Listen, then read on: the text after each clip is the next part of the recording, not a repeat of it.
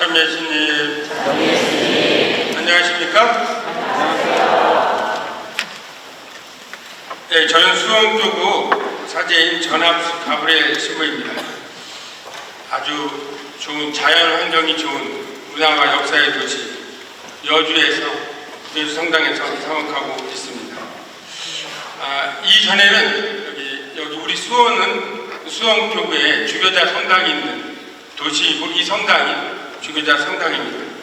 여기 오늘 전국 각지에서 공경하고 여러 신부님들 또 여러 신자분들 또 우리나라의 민주화의 온전히 회복을 바라는 여러 시민들께서 함께 오셨는데 이 문화와 역사의 도시 수원에 오신 것을 또 환영합니다. 이 수원은 정조대왕에 영원히 깃들어져 있는 곳입니다.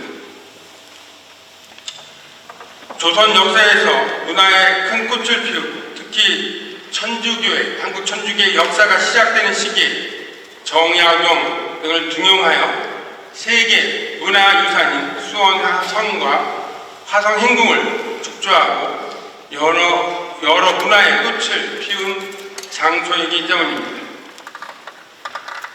멀리서 오시느라고 바쁘게 오셔서 또 저녁에 오늘 또 비까지 와서 잘 못 보시고 가시겠지만은 다음에 좀 여유 있게 오실 수 있으면 여기서 6km 떨어져 있는 수원 화성 또 그 연결되어 있는 화성 행궁을 한번 이렇게 여유 있게 감상해 보시면 좋을 것입니다. 또 여기서 약 10km 정도 떨어져 있는 사도세자와 정조대왕의 묘가 있는 그 융릉 권능도 참 아름다운 곳입니다. 이 수원은 또 우리 한국 천주교회가 시작된 중요한 곳이기도 합니다. 즉 1779년 천지남 주호사 강학회를 통해서 한국 천주교의 역사가 시작이 됩니다. 교회가 태동이 되었기 때문입니다. 그래서 역대 103위 성인을 시작한 요한 바오로 이하 모든 교황님께서 주요 문헌에서 한결같이 한국교회를 성직자 없이 자발적으로 시작한 교회라고 세계사에 유례없는 교회라고 언급을 하고 있는데 그 이유가 바로 선교사 없이 강학회를 통해서 학문에서 신앙적인 모임으로 발전한 1777년에서 79년 연간에 천지남 주호사 강학회가 있었기 때문입니다. 바로 이 수원교구의 광주군에 그 장소가 있고 지금 천지남 성지로 불리고 있습니다. 이승훈의 영세는 분명한 여러 문헌에서 증명하듯이 광암 이벽에 권고를 받아서 국경에 가서 프랑스 신부인 그라몽 신부님으로부터 세례를 받고 오셨습니다. 그러나 이승훈은 본인이 주체적으로 온전히 독자적으로 한 것이 아니라 이벽의 지도와 안내를 따라서 한 것이기 때문에 바로 이벽에게 보고를 했고 이벽에게 또 세례를 주었으며 이벽을 중심으로 해서 지금 서울 명예방 명동성당 자리에서 명실상부하게 신자들로 이루어진 한국 천주교회가 확실하게 시작이 된 것입니다. 그 역시 성직자 없이 시작이 된 것이기 때문에 분명한 한국천주교의 시작이라고 할 수 있습니다. 그러나 그 명예방의 한국천주교의 시작, 성립은 분명한 것은 천지남 주호사 강학회가 있었던 이 수원교구대의 그 모임이 중요한 역사적으로 중요한 의미가 있음을 우리는 간과해서는 안 될 것입니다. 제가 이 민주주의 회복을 위한 시국미사를 하면서 왜 천주교의 역사를 이야기하는가 하고 의문을 가질 수도 있겠습니다. 그러나 우리 역사에 대해서 좀 더 관심을 가지고 연구하고 노력하며 우리 스스로 우리 가문의 역사, 우리 교회의 역사, 우리 대한민국의 역사를 좀 더 알 때 지금 윤석열 정부와 같은 어리석음을 범하지 않고 민족의 정통성과 주체성과 역사성을 훼손하는 일을 하지 않을 수 없기 때문이라고 믿기 때문입니다. 우리 스스로의 역사를 제대로 알지 못하고 또 심지어 우리 교회의 역사도 제대로 알지 못하면서 나라의 역사만, 국가의 역사만 올바로 되어야 한다고 한다면 그것은 뿌리를 제대로 세우지 못하고 가지만 갖고 노라는 어리석음을 우리도 또한 반복할 수 있기 때문에 그렇습니다. 우리가 11월인데 10월 3일에 우리는 개천절을 보냅니다. 개천절은 국경일입니다. 왜 국경일인가? 우리 역사가, 우리 대한민국의 역사가 이 4,000년 전에 당군 조선에 의해서 하늘이 열리고 당군 조선에 의해서 나라가 시작됐다는 것을 공식적으로 기념하는 것입니다. 그것은 정확히 기원전 2333년 하늘의 기운을 받은 당군 성조가 백두산 또는 평양 아사달 지역의 조선을 개국한 이래 여러 시대와 나라를 거쳐서 근세 다시 조선이라는 이름을 찾아가지고 다시 이성계가 세운 조선이 되었습니다. 500년이 지난 다음에 부활 말에 이르러 일제 침략의 강점을 당하게 되어 식민시대를 거치게 되었고 끊임없는 독립투쟁 끝에 연합국의 힘을 빌어 독립을 하게 되었습니다. 그러나 독립이 되었지만 온전히 우리 힘으로 된 것이 아니라 강대국인 미국과 소련, 연합국의 힘을 빌어서 독립을 쟁취한 것이기 때문에 이후에 미국과 소련의 그늘 아래서 각각 남쪽과 북쪽의 정부가 만들어지게 된 것이고 우리 역사에 다시 비극이 시작된 것이고 이런 모든 역사학자들이 인정하는 바입니다. 문제는 우리 민족의 역사와 독립투쟁의 역사를 제대로 알지 못하는 근시안적인 사람들, 지금 윤석열 정부의 국방부 지도자와 같은 사람들이 이 대한민국 역사가 마치 독립투쟁한 우리 선조들의 투쟁에 의해서 이루어진 것이 아니고 미국의 보호와 지도 아래 출범한 이승만 정부로부터 시작된 것으로 착각하고 있다는 점입니다. 이 나라의 장구한 역사 그리고 바로 지금부터 일제로부터 해방되기까지 노력한 독립투쟁의 역사를 알려고도 하지 않고 거의 고의적으로 무시하면서 마치 미국과 일본의 하수인과 같은 모습으로 이 나라의 역사가 마치 1910년 일제 합방 이후 일제의 근대화 산업을 바탕으로 발전하고 1948년 미국의 보호와 은혜 아래서 이승만 정부가 시작된 그것으로 국가가 시작됐다고 함부로 건국절 변경을 운운하고 있는 것입니다. 해방 후에 상해 임시정부의 적통을 이어받는다고 분명히 헌법에 명시되어 있습니다. 이 당연한 것을 저는 하도 지금 이 정부가 헷갈리고 있길래 헌법 전문을 다시 한번 찾아보게 됐습니다. 그런데 오히려 이 정부는 미국의 영향 아래 정부가 수립되고 그 보호 아래 첫 번째 대통령이 된 이승만 정부가 우리나라의 대한민국 역사의 시작인 듯 이야기하고 그렇게 역사를 호도에 갖고 있는 것이 참으로 가관이 아닐 수가 없습니다. 저는 윤 대통령님에게 물어보고 싶습니다.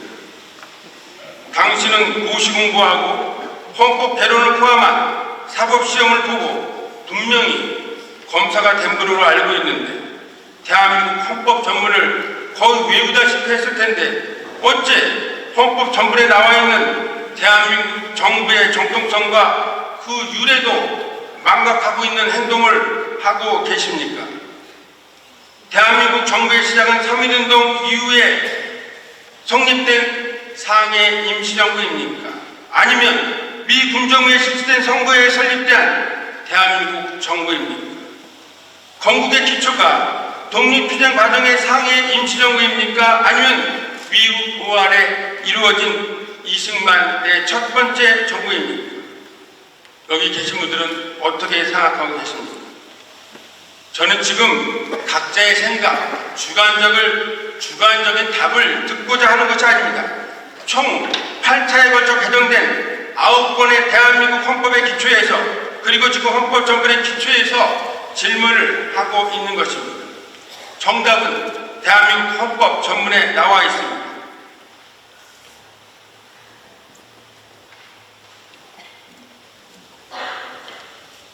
너무나 당연한 것이지만 대한민국 앞에 부분을 다시 한번 읽어보겠습니다.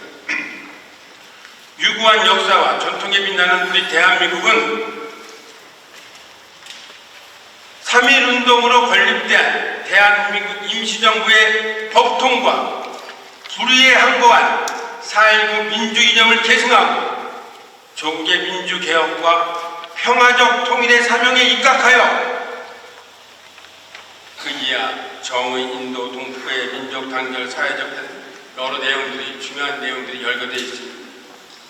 핵심은 유구한 역사와 전통이라는 것이 맨 앞에 나오는 것입니다. 단군 조선 이래 5천년 역사를 여기에 담고 있는 것입니다. 그리고 분명하게 3.1운동, 1919년 3.1운동 이후에 상해에 우리 대한민국 정부가 최초로 수립이 됐습니다. 그것을 우리가 임시정부라고 하는데 그 당시엔 임시정부가 아닙니다. 대한민국 정부로 조직을 갖춘 것입니다. 국토가 없는 상황에서 만들어진 것이기 때문에 일제 강점기 상황에서 만들어지기 때문에 지금 후대에 그것을 임시정부라고 부르는 것이 어엿한 대한민국 정부였던 것입니다. 그것을 초대 이승만 정부가 시작할 때부터 헌법을 만들 때부터 인정하기 때문에 그 법통을 이어받는다고 초대 헌법서부터 되어 있는 것입니다.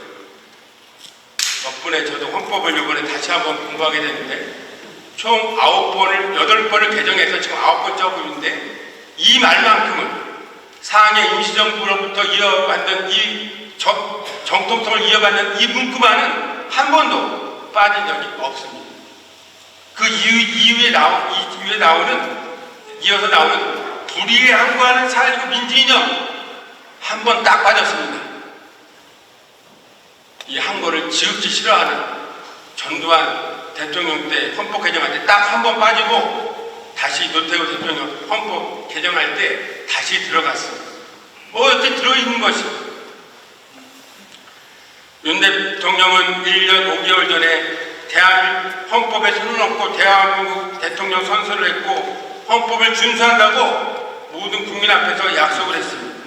그런데 가장 기초적인 대한민국 정부의 역사부터 혼동하고 건국을 이승만 정부의 기초에서 75주년이라고 하고 대한민국 군대의 시작도 독립군의 역사를 빼고 이승만 정부에서부터 시작한 미국의 지도를 받아서 시작한 군대라고 한다면 심지어 요즘 논란이 되고 있는 육군 하관학교의 뿌리도 광복군에 있는 것이 아니고 미 군정이 설립한 군관 양성학교라고 한다면 어찌된 것입니까? 제가 헌법 전문 참조하면서 혹시나 해서 백과사전에서 위키 백과사전 윤석열 찾아봤습니다. 여기 종경마을 이 시민 앞에서 이렇게 엄청난 강론을 하는데 실수하면 안 될 것 같아서 찾아봤더니 놀랍게 거기 고시를 8번 낙방하고 9번째 놀랍게 백과사전에 써 있었습니다.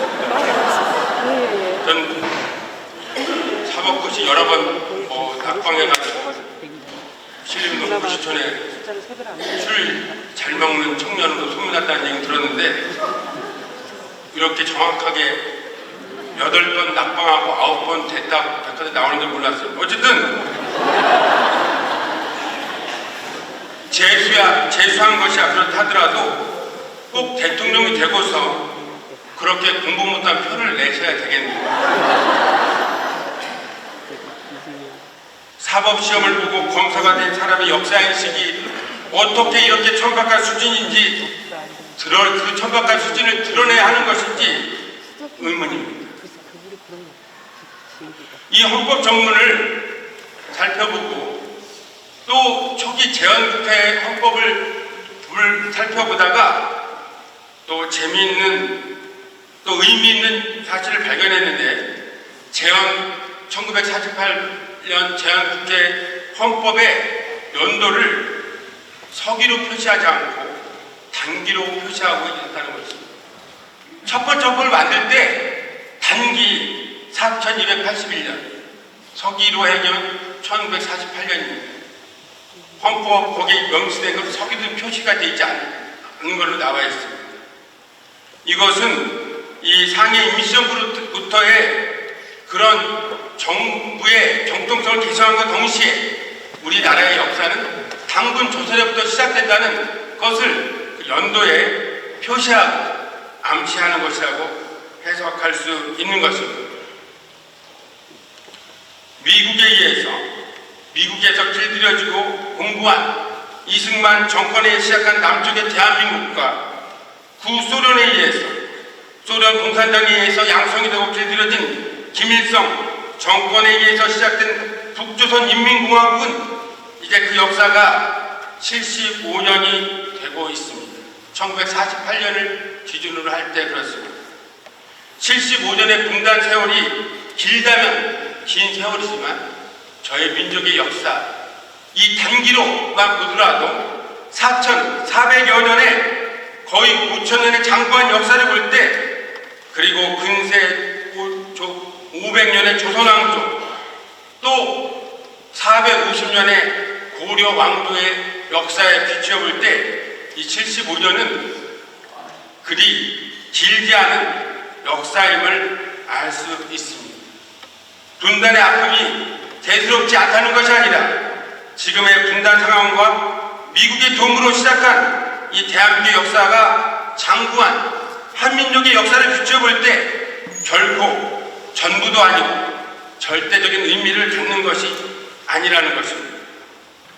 요약하면 우리 대한민국의 정부의 역사는 5,000년의 장구한 역사를 계승하는 것이지 미국에 의존해서 미국과 소련의 지도와 지배를 받는 시작된 이 분단의 역사를 계승하는 것이 아니라는 것입니다. 이것과 연관해서 이 나라의 군대와 국방의 힘이 더 나아가 요즘 논란이 되고 있는 군 간부를 양성하는 육군 사관학교의 의미도 생각해 볼 수 있는데, 현재 군대와 사관학교가 그동안 5,000년 역사에서 지금 끝부분에 차지하는 이 75년 분단 상황에서의 북한 공산주의 싸움에서 비롯된 그 군대의 의미를 가지고 우리 국가 전체 군대의 의미를 얘기할 수 있는 것인가? 우리 헌법에 이 대한민국이 상해 임시정부의 법통을 이어받는다고 나와 있는 것처럼 이 나라의 군대와 사관학교는 당연히 빼앗긴 국권을 되찾기 위해 모든 힘을 다하고 희생을 치루었던 광복군, 독립군 그 요원을 양성한 신흥 무관학교 같은 전문 양성기관의 그 뿌리가 있으면 두말할 나위가 없습니다. 그런데 지금 이 윤석열 정부의 꼴통 같은 국방장관, 육군참모총장, 육사부장 같은 중요한 인물들이 하는 말은 도대체 저 인간들이 초보적인 우리 역사 교육조차 배운 사람들인가 의심이 들 정도입니다.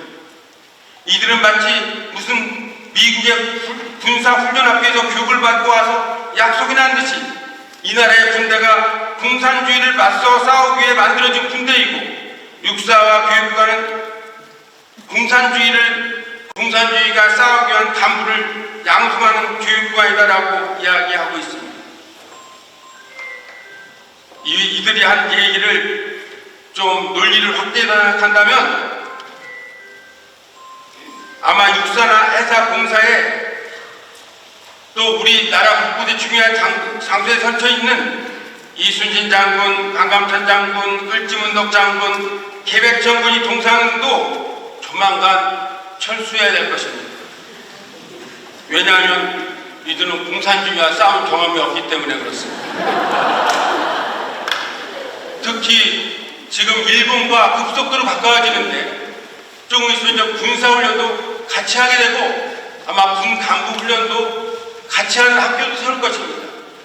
그러면 조만간 이순신 장군 동상도 철수 대상이 될 것입니다. 왜냐하면 일본 놈들을 너무 많이 죽였기 때문에 그렇습니다. 두 번째 이유는 공산주의와 싸운 경험이 없기 때문에 그렇습니다. 이게 말이 되는 논리입니까? 너무나 우스꽝 소리가 논리가 아닙니까?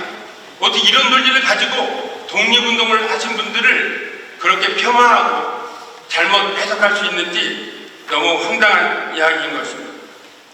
홍범도라는 한 역사의 유인의 동상을 육사 교정에 놓든 독립기념관 수장교에 처박아 놓든 그게 무슨 대단 일일까 생각해 봅니다. 그러나 우려하는 것은 그 동상의 철거와 수장고 보강과 함께 이 민족의 생명과도 같은 민족의 정기, 5천년 역사 동안 흘러내려온 부당한 외세 침략에 대한 거부와 투쟁의 정신,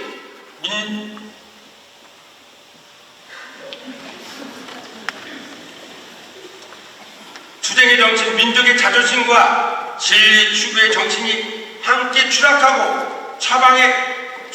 수렁에 처박히는 것 같아 두렵고 분하고 안타까운 것입니다. 5천년의 긴 역사를 가진 이 나라가 무슨 100년 정도밖에 안 되는 공산주의와 싸우기 위해 만들어진 나라이고 수천 년을 수많은 외세 적대 세력과 싸워 지켜온 이 나라의 훌륭한 장수와 군대의 명맥을 잇는 대한민국 군대가 마치 70년밖에 안 되는 북한 공산주의와 싸우기 위해 만들어진 군대라는 논리는 참으로 어디서 가져온 논리인지 기가 막힐 따름입니다. 결론적으로 이런 꼴통들, 나라의 역사도 모르고 진정한 민족의 주체성과 자주성도 모르는 인간들은 하루빨리 물러나야 합니다. 이쯤에서 한번 외치겠습니다. 윤석열은 물러나야 됩니다. 그러기 위해서는 우리 스스로 올바른 역사의식으로 무쟁해야 할 것입니다. 대한민국은 이미 5천년 전에 시작된 나라이지 75년밖에 안 되는 북한 공산주의와 싸우기 위해 만들어진 나라가 결코 아닙니다. 공산주의는 이미 이 지구상에서 사라져가고 있고 철학적으로나 정치 사상적으로 퇴물이 된 이론이며 이 지구상에서 실질적으로 원시적인 본래 칼 마르크스 공산주의 이론으로 다스려진 나라는 단 한 나라도 없는 것으로 알고 있습니다. 우리가 중국과 경제적으로 여러 가지 얽히고 있습니다. 여러분, 중국이 지금 공산주의 경제 이론으로 운영되고 있습니까? 신앙적으로는 1917년 소련에서 볼셰비키 혁명이 이루어지던 때 공산주의로 집권한 최초의 연도가 놀랍게도 1917년입니다. 몇 년 전입니까? 100년 전이에요. 이 지구상에서 공산주의 정치 체제가 나타난 것이 집권한 것이 1900년뿐이 안 됐습니다. 포르투갈에서 발현한 성모님의 예언대로 공산주의가 한때는 지구의 3분의 1을 물들이는 것처럼 보였지만 거의 70년 만에 1989년 베를린 장벽이 무너짐과 함께 공식적으로 1991년 소련 공산당이 공식적으로 해체되고 크렘린 궁 앞에 레닌상이 철거되면서 실질적으로 이 지구상에서 공산주의는 소멸되어는 없어지는 이념이 된 것입니다. 이 지구상에서 공산주의 정권으로 남아있는 중국과 북한 또한 모두 변질된 독재를 유지하기 위한 수단으로 사용하겠지 공산주의 본래의 사상인 인민평등으로 살아가는 나라는 이 지구상에 어디에도 없음을 현실적으로는 잘 알고 있습니다. 역사에 무식하고 문제의 주체성에 무지한 윤 대통령이 무슨 일만 있으면 마치 70년대 유신 독재를 합리화할 때 쓰던 방법인 타도 공산주의를 하도 외치길래 저는 이 지구상에서 공산주의가 어떠한가 또 공부하게 됐습니다.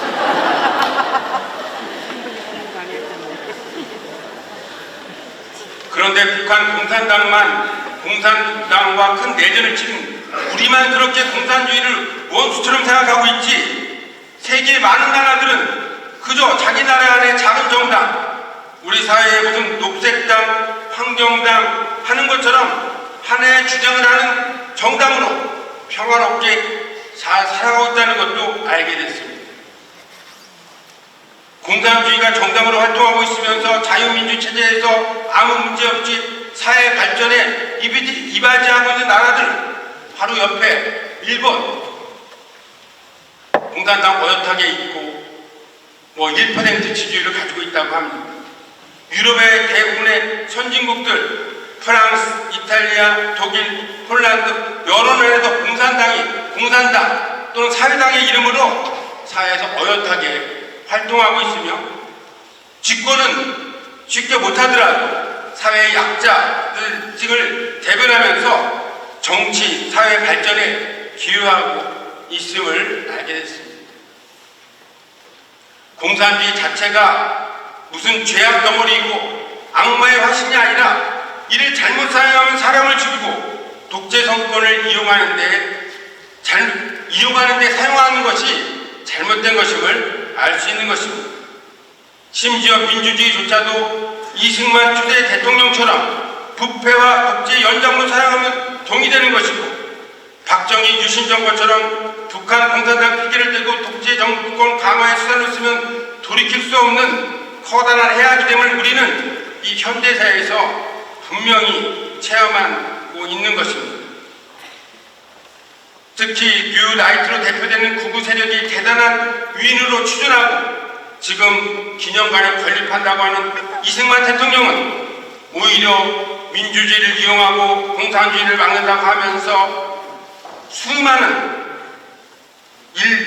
일본 악질 경찰과 군인들을 자신의 하수인으로 만들어서 수많은 독립운동가들을 체포하고 공산주의 빨갱이로 몰아서 처형시키고 우리 역사에 씻을 수 없는 해악을 남기지 않았습니까?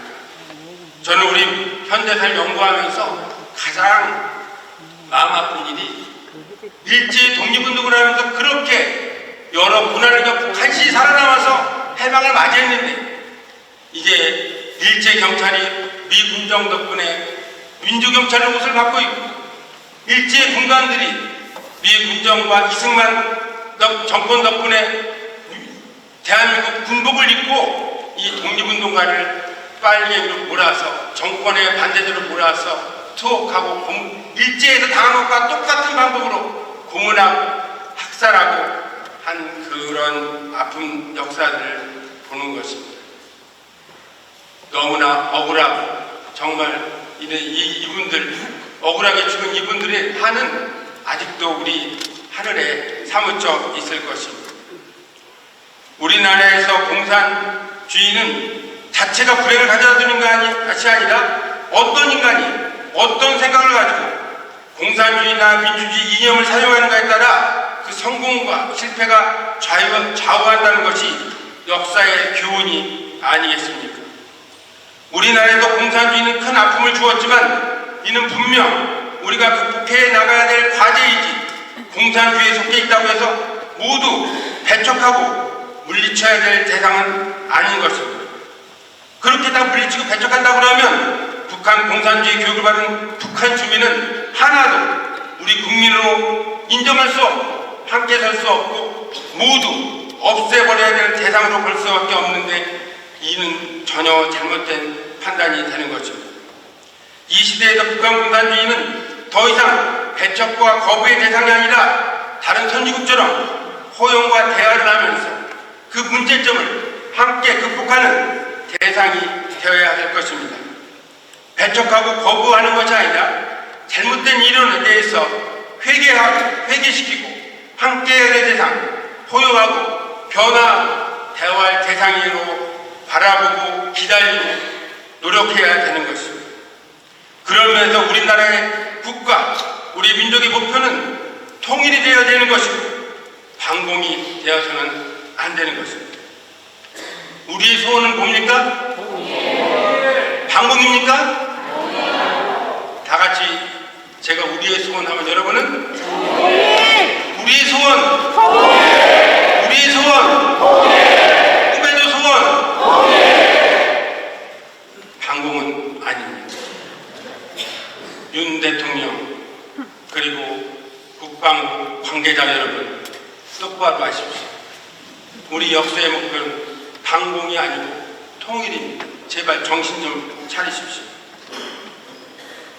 방공하면서 미국의 무기를 제대로 검증도 하지 않고 사들이고 언론을 탄압하고 독재를 합리화하려 합니다. 그러나 우리의 성숙한 대한민국 국민은 이제 철진한 방공 이데올로기나 얄팍한 북풍 공작에 더 이상 넘어가지도 흔들리도 않을 것입니다. 지금 윤 대통령 얘기를 하고 있는데 앞에 대통령 얘기를 한마디만 할까요? 문재인 대통령에서 수많은 연설에 있는데 저는 기억나는 건 딱 한 가지가 있습니다. 북한 2018년 북한에 가서 무슨 큰 운동장인데 그 운동장에서 평양 종합 경기장에서 북한 시민들을 대상으로 감동적인 연설을 했습니다. 그 연설하는 장면을 보면서 이게 꿈인가 생신가 하는 생각도 들었습니다. 그때 그분이 이런 말씀을 했습니다. 존경하는 북한 시민 여러분, 우리는 5,000년을 함께 살고 70년을 헤어져 살았습니다 하는 말씀을 했습니다. 표현이 너무 멋있었습니다. 이야, 멋있다. 5,000년을 함께 살고. 근데 가만히 보니까 5,000년 함께 안 살았는데 분명히 삼국시대 때 헤어져 있었고 후삼국시대 때 헤어져 있었고 하여튼 역사를 제대로 봤는데 좀 지나고 제가 다시 묵상을 했습니다. 5,000년을 함께 살았다는 것은 함께 사는 것을 지향하고 살았다, 그런 표현이겠죠. 그렇듯한 얘기 아닙니까? 제가 연도를 다 따져봤습니다. 당군조세대부터 사만시대 헤어지까지 2000년 함께 살았습니다. 삼국시대 800년, 삼국시대 약 800년 헤어져 있다가 통일신라시대 300년 같이 살았습니다. 후삼국시대 50년 헤어졌다가 고려시대 450년 같이 살았습니다. 지금 단기 약 3,400년인데요. 처음 보니까 3,350년 같이 살았습니다.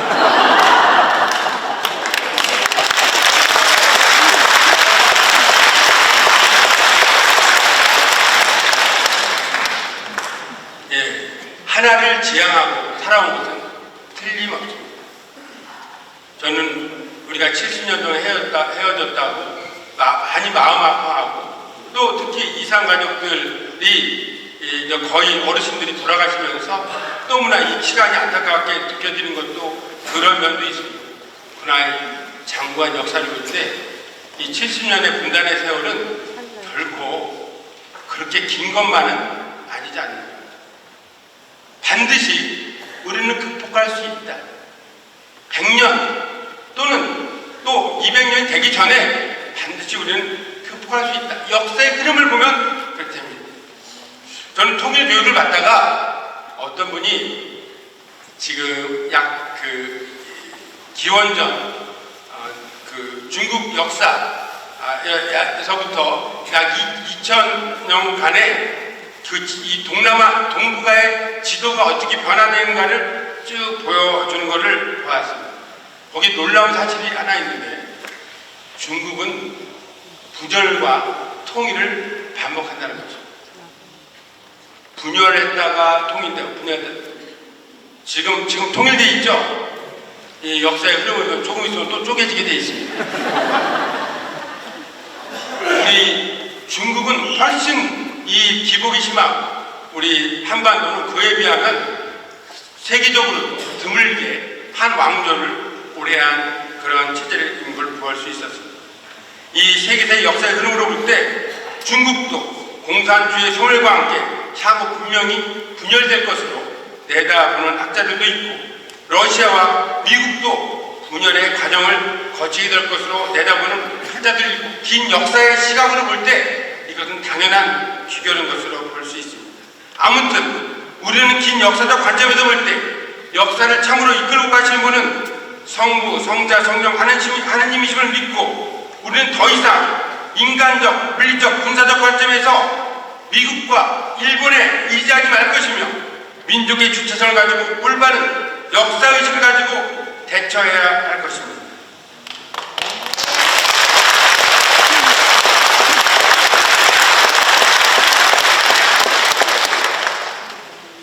어떤 분이 신부님들 강론을 듣고 저한테 이런 조언을 했습니다. 신부님 강론 그렇게 하시는데 어떤 데는 성경 한 구절도 안 인용한대요. 이 강론 치다가 뜨끔해가지고 성경 한 구절 인용합니다. 신명기 30장 2절입니다.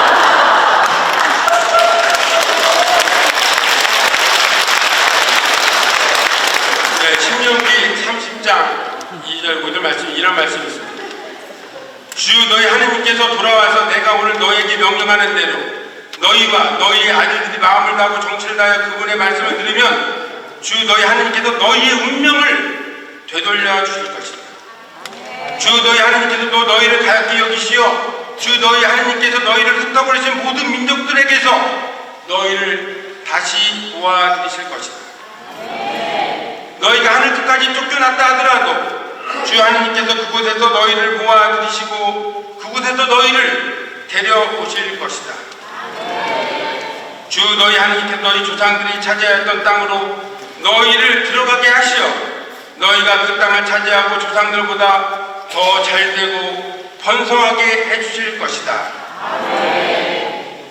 예, 신명기는 모세가 하신 말씀으로 기록된 것으로 보입니다. 자기 나라 땅도 없어 국가도 없었던 때에 하신 말씀으로 보입니다. 유배 상황에서 이것을 지었다고 분석하는 학자들도 있습니다. 여기서 쫓겨났더라도 다시 데려온다 하는 그 말을 우리에게 적용해서 해석하면 쫓겨났다는 말은 갈라졌다, 분단되었다라는 것을 해석할 수 있지 않을까. 다시 데려오겠다, 다시 회복시키겠다는 말은 다시 하나가 되게 해주겠다 하는 말씀으로 해석할 수 있지 않을까 싶습니다. 그렇습니까?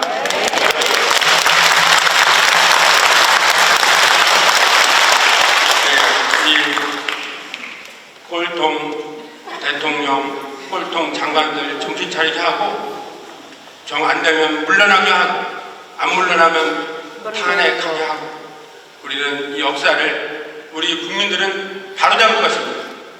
그리고 우리 역사는 이 5,000년의 황구한 그런 지향으로 하나를 지향으로 해서 반드시 앞으로 나아가고 반드시 통일을 이룰 것입니다. 우리 깨어있는 천주교 신자들이 하느님의 섭리를 믿고 인간의 힘으로 안 되는 것을 목표를 바라보며 황구하게 함께 노력해야 되겠습니다. 오늘 강론을 준비하다가 제가 전에 대학교 다니면서 이 통일교육 받으면서 할 때 선배들로 봤던 노래가 생각이 났습니다. 진짜 한 10년 동안, 20년 동안 안 부르는 노래인데 어떻게 이 노래가 생각이 나는지 모르겠어요. 그 노래가 바로 해방가입니다. 지금 이 시대에도 딱 적용되는데 같이 신상훈 밴드와 함께 같이 한번 불러보겠습니다. 우리 전화부처님께 박수 한번 주시죠.